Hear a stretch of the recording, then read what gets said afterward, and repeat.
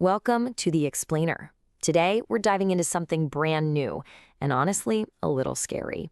It all comes down to one simple question. What happens when your code breaks? Okay, let's just get right to it. Picture this, your app panics. It hits some weird, unexpected error. Maybe a timeout, maybe a server crash, maybe just some garbage input from a user. What happens next? What really happens? Because the answer, well, it might just keep you up at night. As developers, we pour so much energy into the happy path, right? That perfect scenario where everything just works. But that's not what we're talking about today. Nope, we're going off-road. We're exploring the unhappy path, the messy, chaotic world of errors, timeouts, and all the stuff that's not supposed to happen. And this is where it gets real. This is the brand new entry in the OWASP Top 10 for 2025. A10, Mishandling of Exceptional Conditions. So what's that in plain English? It's when your app's error handling is bad or maybe even non-existent and it ends up leaking data, crashing, or, and this is the big one, bypassing your security instead of just failing safely. And look, if you're thinking this is some rare edge case thing, think again.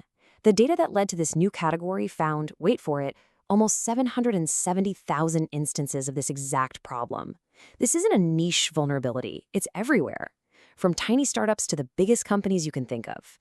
So what's the fix?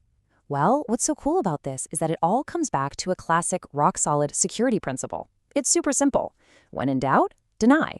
That's it.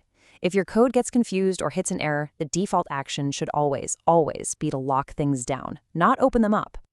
This really gets to the heart of the matter. You've got two choices when something goes wrong.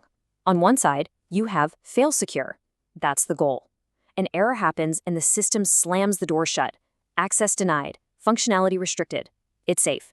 But on the other side, you have fail open. An error happens and the system just shrugs. It grants access, maybe skips a security check, and that, right there, is an attacker's dream come true. Okay, so how do attackers actually use this stuff? How does the simple little crash turn into a full-blown security nightmare? Well, it usually starts with some mistakes that honestly are pretty common. You've got things like catching every possible exception and just moving on. That's a huge one, because you might be skipping really important security steps. Or just swallowing errors completely, not even logging them, so you're flying blind. And then there's the classic, accidentally showing users super detailed error messages and stack traces. That's like handing an attacker the blueprints to your entire system. All right, let's walk through a real-world example. Imagine an attacker just throws some junk data at your API.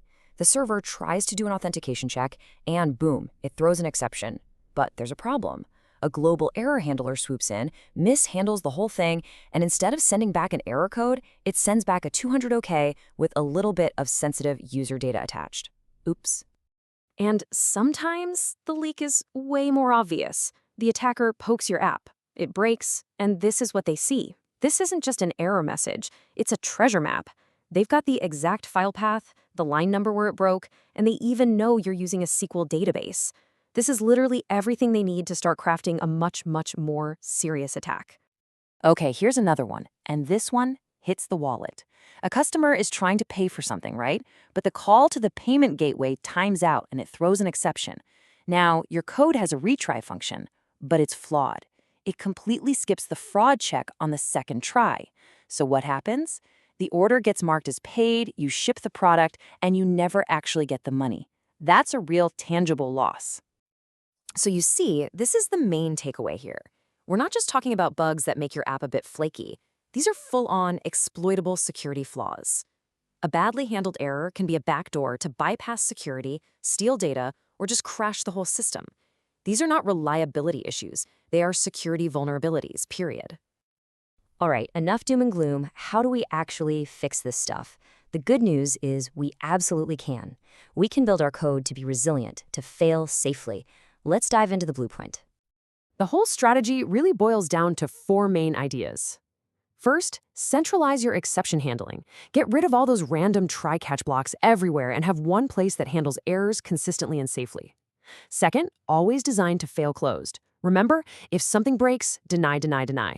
Third, stop leaking details. Users get a generic message, period. All the technical stuff gets logged on the server. And finally, and this one's huge, you have to test for failure. Go out of your way to break your app and see what happens.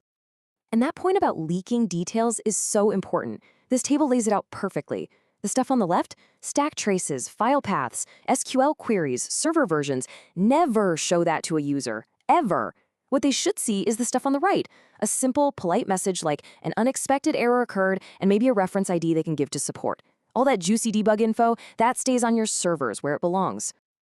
And when you do all this right, it's like magic. You take what could have been a catastrophic security vulnerability and you turn it into a total non-event for the user. For them, it's just a hiccup.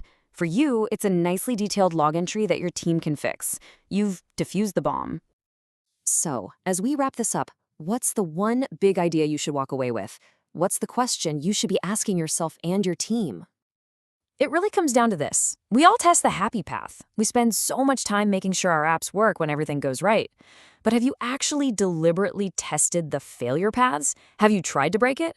Because that's where the real security work is today. Figuring out how your app behaves when it's under stress is how you build software that's not just functional, but truly secure.